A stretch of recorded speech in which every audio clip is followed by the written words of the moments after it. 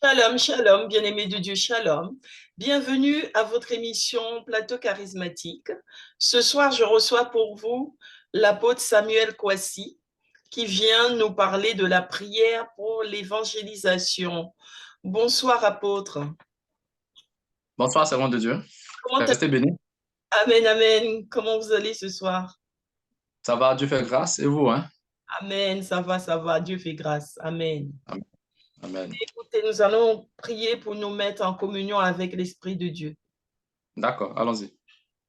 Père éternel et tout-puissant, voici que nous venons. Seigneur, te rendons grâce ce soir, te confions ce moment. Éternel, tu es Te levé la confions ce foi temps. devant toi, Nous prions de nous Seigneur, conduire, nous pour prions de nous prier, assister. éternel, afin Nous que, prions de nous conduire, toi-même Seigneur, dans dans ta tout ce qui parole, va être Seigneur, fait et dit. Que que toute la gloire te la vienne.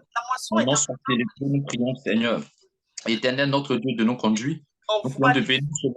moissons Que les ondes, Seigneur, éternel, soient fluides. Que le réseau soit, Seigneur, de gloire. Nous éternel, venons prier, éternel Dieu de dans ta gloire. parole, nous Nous confions prions, toutes éternel choses. Dieu, que tu envoies des Donc, ouvriers dans ta moisson, que Seigneur.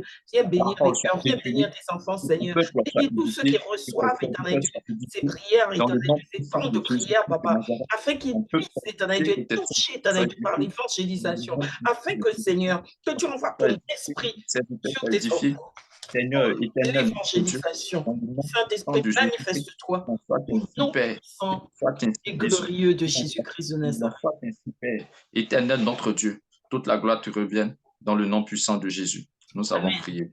Amen. Amen. Amen. Eh bien, écoutez, je vous laisse la parole, apôtre. Merci, servant de Dieu.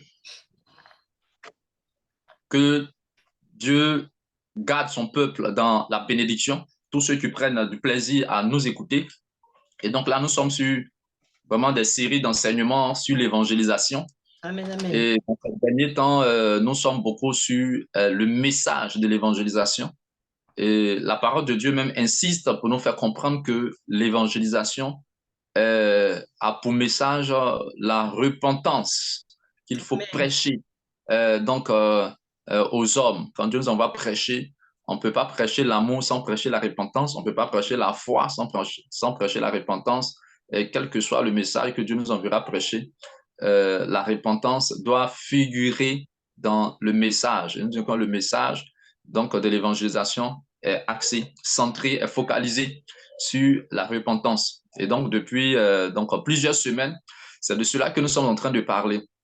Donc, juste pour faire comprendre au peuple de Dieu, on ne peut pas parler d'autre chose que la repentance, c'est-à-dire le pardon des péchés dans notre message, à ceux vers qui le Seigneur nous envoie. Encore aujourd'hui, nous allons donner encore des versets qui montrent, qui prouvent que le message de l'évangélisation, c'est la repentance. Amen. C'est la repentance, Amen, le message amen. de l'évangélisation. On va partir sur la base de ce verset de Luc chapitre 24 que nous avions déjà vu.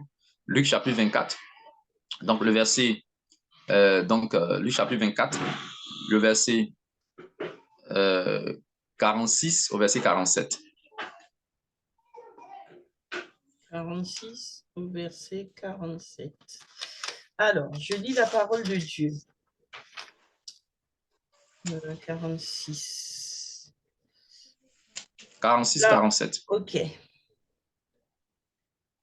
Oh là là, il est où le 46? Ah, voilà. Alors, je prends au 45. Alors, il leur ouvrit l'intelligence afin qu'ils comprennent les Écritures et il leur dit, ainsi, il était écrit, et il fallait que cela arrive, que le Messie souffrirait et qu'il ressusciterait le troisième jour. Verset 47, et que la repentance et le pardon des péchés seraient prêchés en son nom à toutes les nations, à commencer par Jérusalem. Amen. Okay. Donc, Jésus, après sa résurrection, a fait comprendre aux disciples, après sa résurrection et avant son ascension, a fait comprendre aux disciples que le message qu'il doit prêcher, cela est déjà mentionné dans l'Écriture, c'est-à-dire dans la loi, quand on parle, ainsi il est écrit. Parce qu'en ce moment, le livre de Luc n'était pas encore écrit. Donc, quand Jésus leur disait cela, dans Luc 24, verset 46, ainsi il est écrit. C'est-à-dire que dans la loi de Moïse, c'est-à-dire que dans la loi de Moïse, dans les prophètes et dans les psaumes, il est écrit que le message qu'il faut annoncer au peuple, hein, c'est le message de la repentance par Jésus-Christ. Donc, c'est ce que Jésus, par sa mort là, par sa mort à la croix, est venu en fait accomplir, comme il a dit dans Matthieu chapitre 5, verset 17, ne croyez pas que je sois venu abolir la loi et les prophètes. Il dit non, je suis venu donc accomplir. Donc il dit ainsi, il fallait qu'il ait écrit que le Christ souffrirait et qu'il ressusciterait le troisième jour d'entre les morts. Et pour cela, le message qu'il faut prêcher, c'est la repentance. La repentance, c'est le pardon des péchés. En lui, son nom, Jésus. C'est ce message qui doit être prêché à toutes les nations.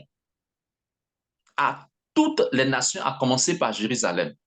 Donc, à Jérusalem, c'est ce que les disciples du Seigneur, les apôtres, l'Église primitive, donc a prêché. Donc, tous les prophètes, même depuis Moïse, même qu'on appelle, comment dirais-je, Noé, tout cela aussi, c'était des prophètes, parce que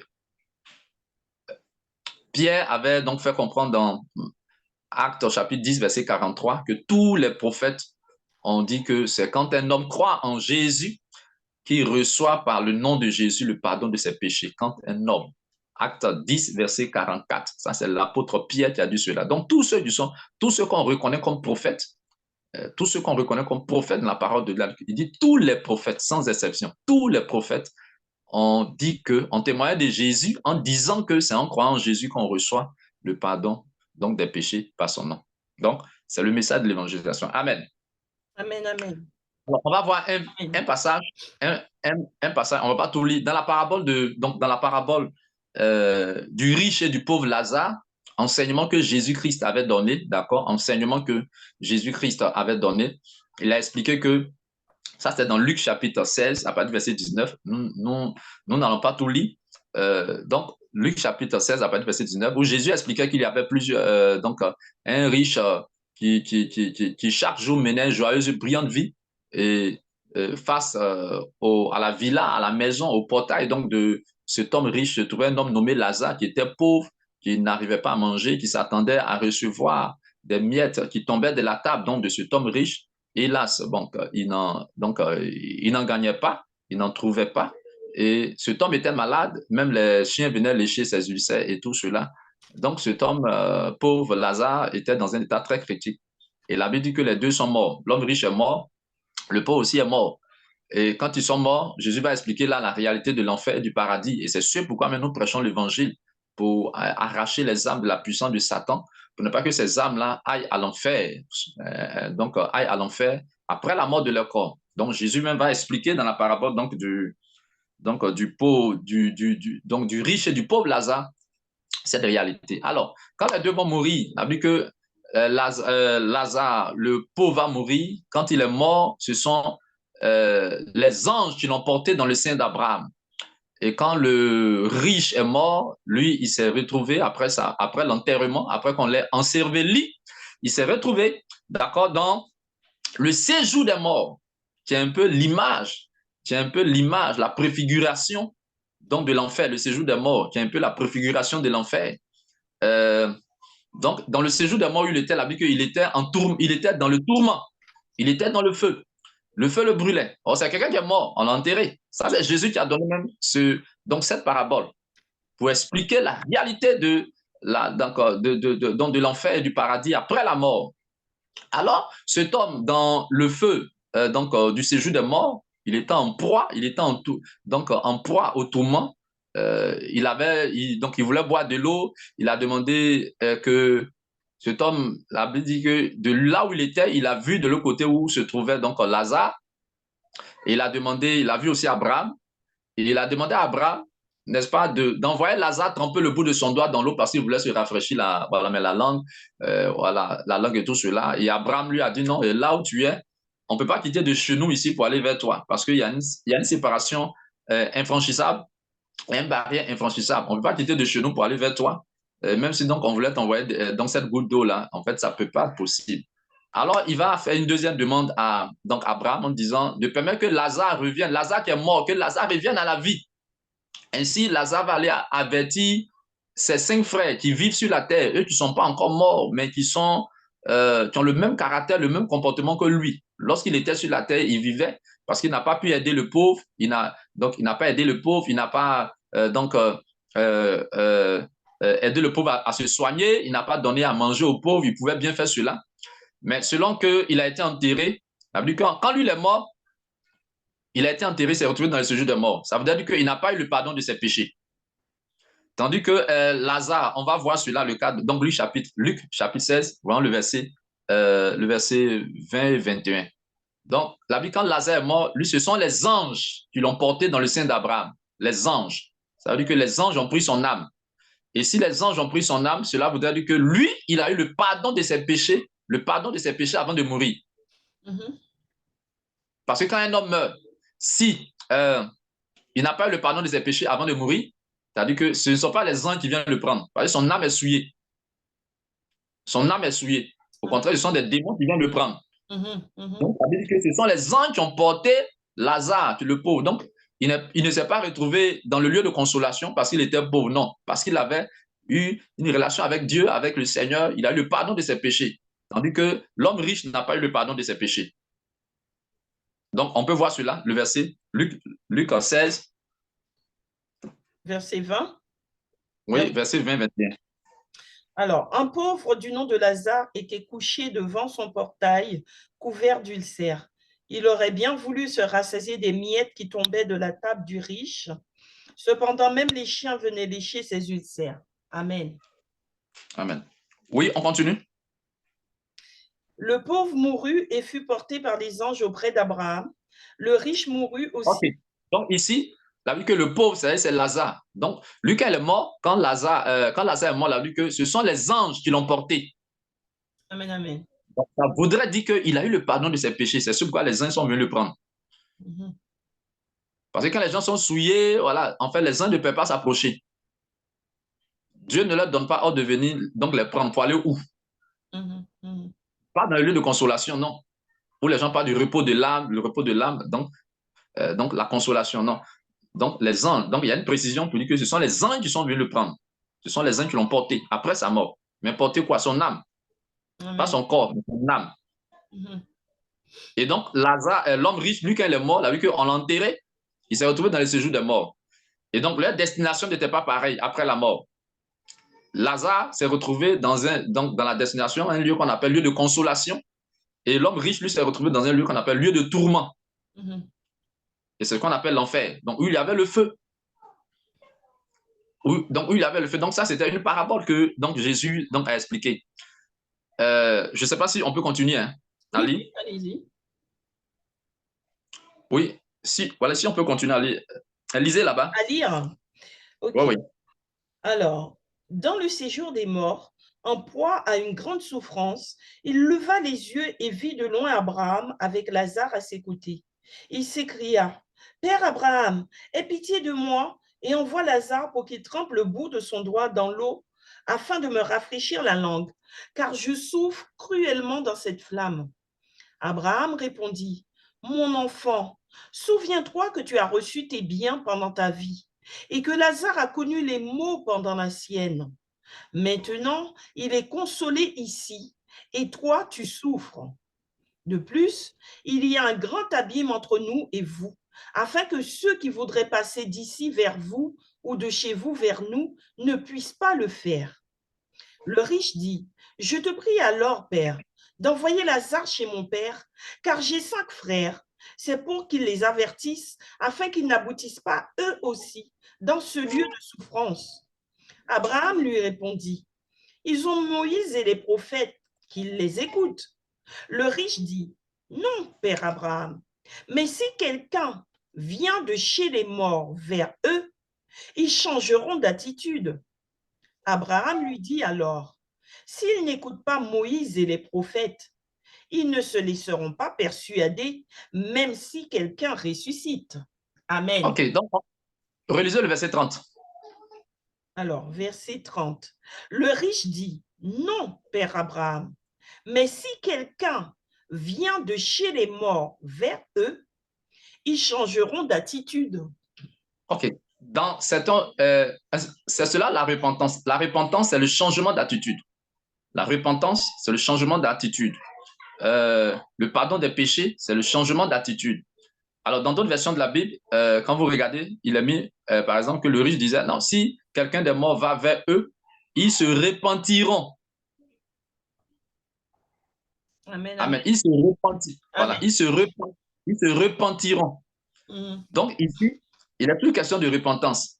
Donc pour que les gens changent, en fait, c'est le pardon des péchés. Tu changes l'homme. Tu amènes l'homme à être donc un homme nouveau en recevant le Saint-Esprit. Mais d'abord, le pardon des péchés. Je ne sais pas si vous me comprenez, hein. Si, si, je comprends parfaitement. Voilà. Donc, donc Lazare qui s'est retrouvé, plutôt l'homme riche qui s'est retrouvé dans le lieu du tourment, un peu une préfiguration de l'enfer.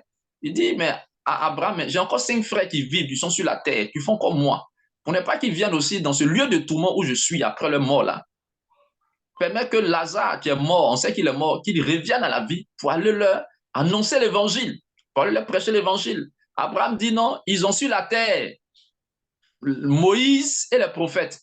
Moïse et les prophètes, ça veut dire que la loi, la parole de Dieu, la Torah, la parole de Dieu est sur la terre. La parole de Dieu est prêchée. La parole de Dieu est annoncée. Ceux qui veulent sauver, ils n'ont qu'à écouter la parole qui est prêchée sur la terre. Ils ont la loi, donc ils ont Moïse et les prophètes. C'est-à-dire la parole de Dieu est annoncée. Amen. Amen, amen. Et l'homme riche, il dit non. Mais on sait que si on sait que Lazare est mort, donc Lazare là, si Lazare revient à la vie et qu'il va vers ses frères, donc il va vers les hommes en réalité pour aller prêcher, ils vont se repentir, Mm. ils vont changer de vie. Amen, amen. Et en fait, c'est ça la repentance. En fait, c'est comme Jésus insiste toujours sur le message de l'évangélisation qui est la repentance. Parce que c'est Jésus qui a donné lui-même cette parabole. Mhm. C'est Jésus qui a donné cette parabole. Il dit c'est comme ça l'œuvre de Dieu. Donc lui, Jésus, il est venu pour que, en fait, les gens ne doivent pas rechercher des revenants pour les prêcher. Mais lui, il est venu, la parole de Dieu est sur la terre. Lui-même, il était la parole. Et donc, c'est cette mission qu'il a confiée aux disciples. La parole a été faite chair. Donc, lui-même, il est la parole. Maintenant, Jésus n'étant plus là, il a confié la mission à ses serviteurs. Il a confié la mission aujourd'hui donc à l'Église. Donc, ce que l'Église doit prêcher, puisque Abraham disait, donc, ils n'ont qu'à écouter Moïse et les prophètes. Donc, ils n'ont qu'à écouter la parole de Dieu en quelque sorte. Ceux qui veulent sauver, ceux qui veulent se repentir, ceux qui veulent changer de vie, n'ont qu'à écouter la parole de Dieu. Et le changement doit se passer, en fait, par rapport à qui? Qui doit amener au changement? Jésus-Christ. C'est la parole. Amen. Donc, ici, le riche, donc, est conscient qu'il doit avoir changement, donc repentance. Donc, la version, par exemple, lui, second, nous parle un peu de cela. Donc, le verbe qui a mis, c'est-à-dire qu'ils se repentiront. Donc, si ces hommes qui vivent, il dit les hommes qui vivent, s'ils savent qu'un mort va vers eux, quand il va leur annoncer l'évangile, il va leur annoncer la parole, eux, ils vont se repentir. Donc, le but pour lequel la parole de Dieu est annoncée, c'est pour la repentance. Amen. Amen. Donc, c'est pour la repentance, le pardon des péchés. Alléluia. Amen, amen. Et donc là, au verset 20 et 22, comme vous avez lu, donc il y a qu'on appelle, il y a une révélation là. Pourquoi est-ce que quand Lazare est mort, la Bible signifie que ce sont les anges qui l'ont porté, et tandis que rien n'est dit concernant le transport, comment je peux dire, le moyen par lequel, qu'on appelle, l'homme riche est arrivé dans le lieu de tourment. Lui, quand il est mort, on l'a enseveli, il s'est retrouvé dans le séjour des morts. Tandis que Lazare, lui, il était dans le lieu de consolation. Parce que ce sont les uns qui l'ont porté. Maintenant, pourquoi les uns l'ont porté? Parce que lui, il s'était repenti. C'est vrai qu'il était pauvre. C'est vrai qu'il était pauvre, mais en fait, il avait une relation avec Dieu. C'est vrai qu'il était pauvre, donc selon la parabole. Mais il connaissait le Seigneur, il connaissait Dieu. Il avait le pardon de ses péchés. Il s'était repenti. C'est pourquoi les uns sont venus le prendre. Donc, voilà un peu ce que je voulais donc expliquer. Et on va terminer, voilà, s'il n'y a pas de questions, on va terminer avec un verset. On va terminer avec un verset. Actes au chapitre 26, le verset 17 au verset 18. Et prochainement, Actes chapitre 26, le verset 17 au verset 18. Alors, message que l'apôtre Paul a reçu, et il faisait comprendre ce que Jésus lui a dit d'annoncer, ce que Jésus lui a dit de faire. Acte 26, verset 17 au verset 18. Alors, je lis la parole de Dieu. Je Allez-y. je t'ai choisi du milieu de ce peuple et de non, du milieu de ce peuple et des non-juifs vers qui je t'envoie. Je t'envoie leur ouvrir les yeux pour qu'ils passent des ténèbres à la lumière et de la puissance de Satan à Dieu, pour qu'ils reçoivent par la foi en moi le pardon des péchés et une part d'héritage avec Ok. les saints. Donc, on ne peut pas avoir une part d'héritage avec les saints sans avoir le pardon de leurs péchés. Donc, l'apôtre Paul fait comprendre que ce que Jésus lui a dit, moi, je vais t'utiliser, tu vas faire l'évangélisation. Et l'évangélisation que tu vas faire passer ceux vers qui je vais t'envoyer, tu vas les faire passer des ténèbres à la lumière, tu vas les faire passer de la puissance de Satan à Dieu, afin qu'ils reçoivent par la foi, par mon nom, moi, Jésus, ils reçoivent quoi? Pas des richesses d'abord. Ils reçoivent quoi? Pas la guérison d'abord. Qu'ils reçoivent quoi? Il dit qu'ils reçoivent quoi? Le pardon de leurs péchés. Amen. Amen, amen, Ils amen, reçoivent le pardon de leurs péchés par la foi en mon nom, Jésus. En moi, mon nom, Jésus. Amen. amen, amen, amen. Donc toute la parole de Dieu est, toute la parole de Dieu est, est- est- comment je peux dire, toute la parole de Dieu, en fait, parle du pardon des péchés. Et c'est ce qui réconcilie l'homme avec Dieu. C'est ce qui met l'homme en communion avec Dieu. Quand les péchés sont pardonnés, c'est là qu'il y a la paix entre cet homme et Dieu. Ainsi, puis la terre déjà, il est en paix avec Dieu. Parce que, en fait, les gens doivent comprendre, là où il y a le repos de l'âme, quand on parle de repos de l'âme, hein, la paix de son âme. Et en fait, nous qui sommes enfants de Dieu, nous devons, en fait, ôter ce langage de notre bouche. Quand lorsque quelqu'un est décédé, on dit que son âme repose en paix. Mm. Est-ce que c'est ce que nous disons là qui va faire que son âme va reposer en paix? Non, Mais non, non. Donc, on doit sortir ce langage-là, en fait, de nos dires. Quand quelqu'un est mort, voilà. Il faut que la parole de Dieu est là. S'il a obéi à Jésus, il a reconnu le Fils de Dieu, Jésus-Christ, il a accepté Jésus, il a servi Jésus, OK. Il a le pardon de ses péchés, il est mort, son âme sera avec Dieu. Son âme sera au paradis. Donc, son âme va reposer en paix. Parce que c'est au paradis que l'âme repose en paix. Donc, il n'est pas question de faire une prière sur un cadavre après sa mort pour le repos de son âme. Ça ne marche pas. C'est-à-dire qu'il doit croire.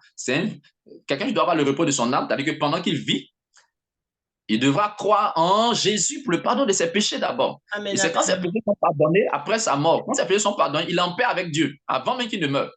Donc après sa mort, son âme aussi sera là où Dieu est. Parce que avant qu'il ne meure, il n'était pas en palabre avec Dieu, il était en paix avec Dieu. Donc son âme aussi sera en paix avec Dieu. Donc son âme sera dans le paradis, amen, dans le lieu de consolation, pour reposer en paix. Voici un peu comment ça se passe. Donc nous qui avons compris cela, c'est pourquoi le Seigneur veut qu'on prêche. Il veut qu'on évangélise pour faire comprendre cela aux hommes, à l'humanité. amen, amen, Et amen. donc, ce qui réconcilie l'homme avec Dieu, c'est quoi? Le pardon de ses péchés. Non, si on ne parle pas de cela, on parle d'autres choses, nous avons fait fausse route. Voici ce que je voudrais partager aujourd'hui avec le peuple du Seigneur, avec le peuple de Dieu. Amen. Amen, amen. C'était un très beau partage. Gloire à Jésus. La repentance qui doit être prêchée en tout temps, en tout lieu, et la repentance qui amène au pardon du péché. C'est ça. C'est ça. C'est cela. C'est cela. Eh bien, Nous allons donc prier. S'il n'y a pas de questions. Oui, je disais que nous allions prier, donc vous m'avez devancé. Ok, d'accord. Donc, disons merci d'abord au Seigneur pour la parole qui a été prêchée, pour la capacité qu'il nous a donnée vraiment de véhiculer sa parole. On va lui rendre grâce, on va le bénir au nom de Jésus. Amen. Éternel, nous te rendons grâce, nous te bénissons encore ce soir parce que tu nous as donné cette grâce, cette opportunité encore de parler de toi, de parler de l'évangélisation, de parler du message de l'évangélisation, de parler, Seigneur, de la repentance, du pardon des péchés, qui est le message, Seigneur, éternel, notre Dieu, oui, fondamental, oui, Père, d'évangélisation. Nous te disons merci. Merci pour ces internautes. Merci pour la vie de ton peuple. Merci pour nos vies. Merci pour ta servante. Merci pour ce canal par lequel tu permets de distiller ta parole. Cette émission, un plateau charismatique, nous te rendons grâce et te levons au nom puissant de Jésus-Christ de Nazareth. Que la gloire et l'honneur te soient rendus dans le nom puissant de Jésus-Christ de Nazareth. Béni sois-tu, Seigneur. Que la gloire te revienne au nom de Jésus.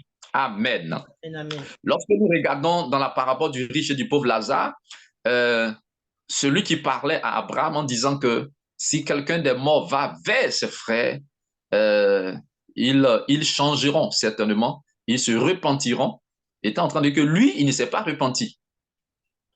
Parce qu'il a compris que la manière, en fait, c'est pourquoi il s'est retrouvé donc, dans le lieu du tourment après sa mort, c'est parce que donc, il n'avait pas changé, donc il ne s'était pas repenti.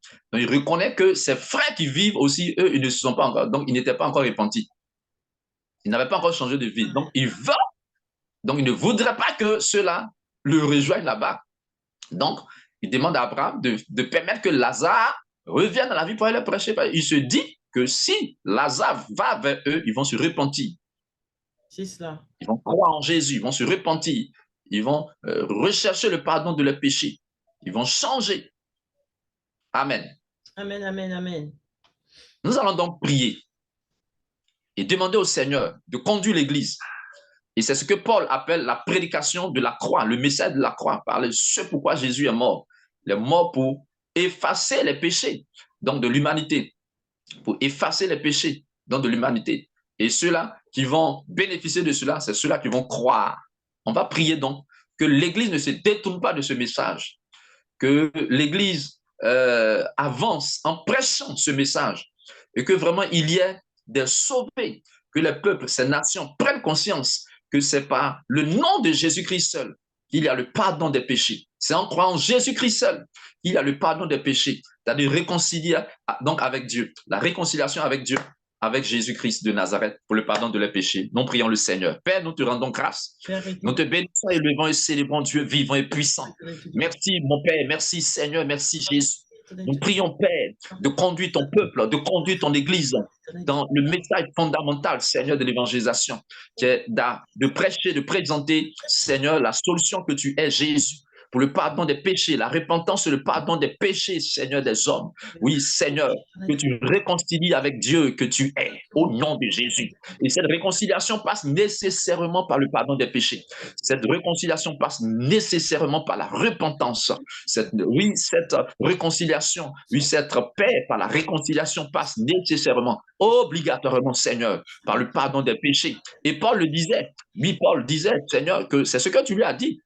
Acte chapitre 26, le verset, oui, 17 au verset 18, tu as dit, oui, Paul, tu as dit à Paul, oui, je t'ai choisi du milieu de ce peuple et des païens vers lesquels je t'envoie afin que tu les fasses passer des ténèbres à la lumière, de la puissance de Satan à Dieu, et qu'ils reçoivent ce que tu vas arracher à Satan, ce que tu vas faire passer des ténèbres à la lumière, afin que ceux-ci, ces hommes-là, oui, reçoivent, oui, par la foi en mon nom, moi Jésus, le pardon de leurs péchés, afin qu'ils aient un héritage avec les saints,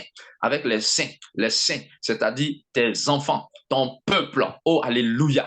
Nous prions, Père, que l'Église ne se détourne pas de ce message. Ramène l'Église, ramène ton peuple, ramène tes serviteurs, éclaire les seigneurs, les missionnaires dans l'évangélisation, sur le fondamental du message de l'évangélisation, qui est de présenter, oui Seigneur, toi Jésus, qui est la solution unique pour le pardon des péchés des peuples, des péchés des hommes. Oui, Jean-Baptiste le disait, voici l'agneau de Dieu qui ôte le péché du monde, qu'il en soit ainsi, Seigneur, et que la puissance accompagne l'évangile, que ta grâce accompagne l'évangile pour arracher les âmes de la puissance des ténèbres, de la puissance de Satan dans le monde entier, qu'il en soit ainsi, Seigneur, au nom de Jésus, alors que tu seras présenté comme celui-là qui ôte le péché du monde, comme celui-là, Jésus, qui efface les péchés des hommes qui croient en toi, que les âmes soient arrachées, que Satan soit vaincu, que la puissance du prince de l'air soit vaincue, que les âmes soient libérées des ténèbres, que les âmes soient libérées de la puissance du péché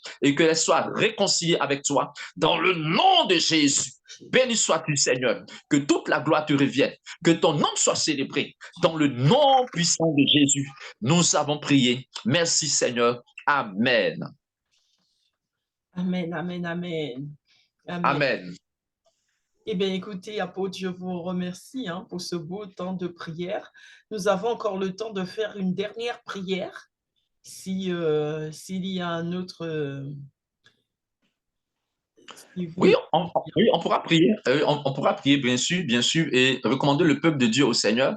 Et tout part de là, lorsqu'on est réconcilié avec Dieu, Dieu maintenant, dans sa grâce et dans sa volonté, il peut agir dans nos vies comme il le veut. On va lire un verset, Romains chapitre 9, verset 16, qui dit que cela ne dépend ni de celui qui court, ni de celui qui veut, d'accord, ni de celui qui court, ni de celui qui veut, mais de Dieu qui fait grâce. Romains Oui, 9, verset comment? Romains chapitre 9, le verset 16. Amen, amen. Je lis la parole de Dieu. Ainsi donc, cela ne dépend ni de la volonté, ni des efforts de l'homme, mais de Dieu qui fait grâce. L'Écriture dit en... Amen. Bon, on peut s'arrêter là déjà. Donc, c'est-à-dire que cela ne dépend ni de celui qui veut, ni de celui qui court, mais Dieu qui fait grâce, Dieu qui fait miséricorde, et Dieu qui fait grâce. On va lire un autre passage pour montrer que c'est très important. Lisons plutôt Jean le chapitre 9. Jean le chapitre 9. Jean le chapitre 9, verset 31, verset 32. Alors, Jean 9, 31, 32. Hein? C'est ça. Alors, je lis la parole de Dieu. Nous savons que Dieu n'exauce pas les pécheurs, mais qu'en revanche, si quelqu'un l'honore et fait sa volonté, il l'exauce. Amen. Donc, vous voyez, Amen. Ici, c'est donc un malade donc, qui avait été guéri. Dieu donc a ouvert les yeux d'un aveugle. Amen. Amen. Dieu a ouvert les yeux donc d'un aveugle né. Donc, un aveugle né, Dieu a ouvert ses yeux. Et lorsqu'il avait été guéri, c'était un jour de sabbat. Donc, il avait été guéri. Et donc, le jour où il a été guéri, donc, les Juifs s'en plaignaient. Pourquoi est-ce qu'il avait été guéri le jour du sabbat? Bon, après, ils lui ont demandé, mais qui l'a guéri, qui lui a permis de prendre son lit et de marcher et tout cela. Donc, après, il s'est rendu compte que c'était Jésus, donc il avait guéri. Donc, les gens se plaignaient pour dire, mais nous, on sait d'où Abraham vient, mais Moïse, mais lui, Jésus, on ne sait d'où il vient parce que les gens, ces Juifs, ne croyaient pas en Jésus-Christ de Nazareth.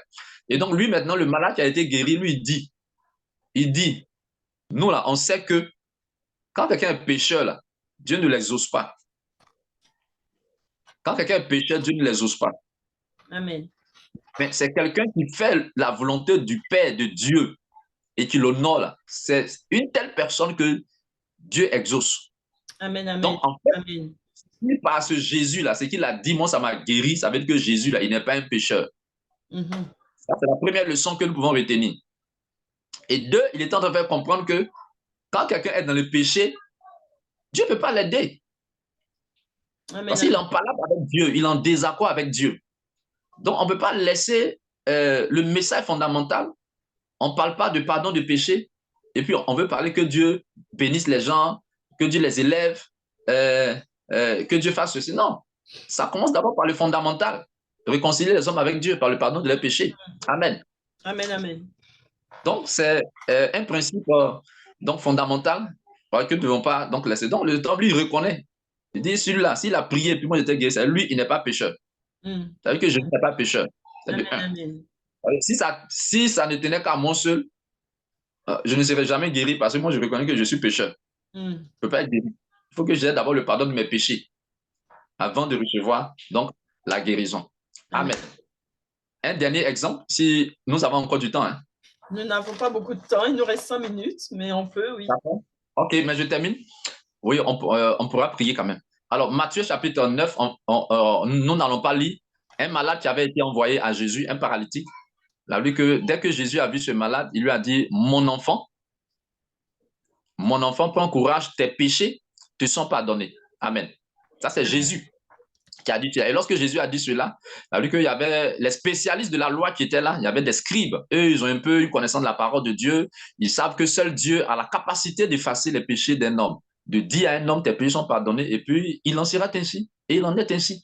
Donc, quand Jésus a dit ça, parce qu'il voyait Jésus comme un homme, voilà, quand Jésus a dit cela, il voyait cela comme un blasphème. Donc, quand Jésus a dit, mon enfant, prends courage, tes péchés te sont pardonnés. Ils ont commencé à blasphémer, raisonner dans leur cœur, dire que Jésus blasphème. Jésus a conduit leurs pensées et dit, mais pourquoi avez-vous de mauvaises pensées dans votre cœur?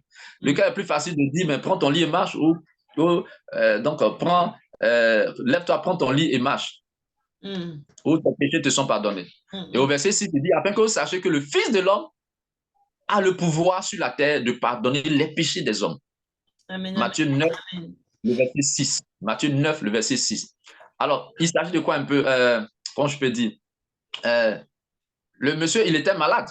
Donc, Jésus n'a pas dit, tu es guéri directement, il dit tes péchés. Il a commencé d'abord par le pardon de ses péchés. Il dit tes péchés te sont pardonnés.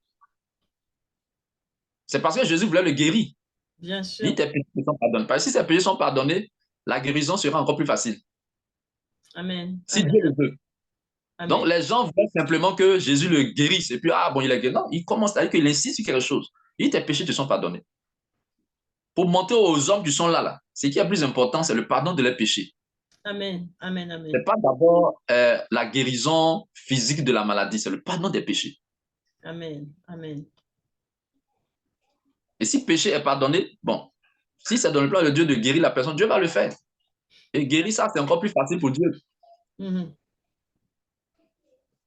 Nous, les hommes, on voit cela compliqué. Mais ce qui est compliqué, c'est le pardon des péchés. Exactement. Et quand on n'a pas cela, bon, c'est compliqué. Amen. On va s'arrêter là et on va prier. Donc, recommander le peuple de Dieu au Seigneur. Alléluia. Que Dieu aide son peuple. Amen. Après que les péchés soient pardonnés, qu'il fasse grâce à son peuple.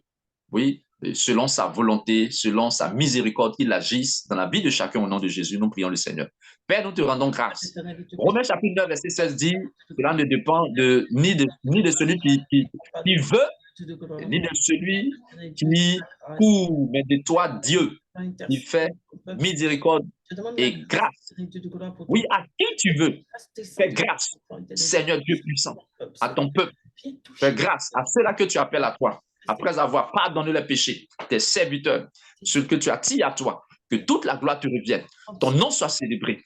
Au nom puissant de Jésus-Christ de Nazareth, toute la gloire te revienne au nom de Jésus. Merci pour cette émission. Merci pour cette émission que tu bénis, que tu élèves au nom de Jésus-Christ. Merci de permettre, oui, des vies restaurées, des vies restaurées, des vies élevées, des vies bénies au travers des émissions sur ces hommes, au travers de cette émission, que toute la gloire te revienne. Merci pour ta servante, merci pour tes serviteurs. Au nom de Jésus, nous avons prié. Amen. Amen, amen, amen. Eh bien, apôtre, je vous remercie d'être venu sur le plateau charismatique. Et puis, je vous dis à bientôt. À bientôt, servant de Dieu. Amen. Je remercie tous les téléspectateurs de nous avoir suivis ce soir et je vous invite donc à faire connaître l'émission Plateau Charismatique, à vous abonner si vous ne l'êtes pas encore et surtout à demander à vos proches de s'abonner, de faire connaître l'émission. Et surtout, une recommandation, n'hésitez pas à reprendre les prières, à recommencer à prier pour vos problèmes, si vous avez des difficultés, des problèmes. Prenez ces temps de prière, recommencez à prier avec et surtout, mettez-nous des commentaires. Mettez-nous aussi vos témoignages. Merci beaucoup. Je vous dis à bientôt. À bientôt, servant de Dieu. Soyez bénis. Amen. Restez bénis. Amen.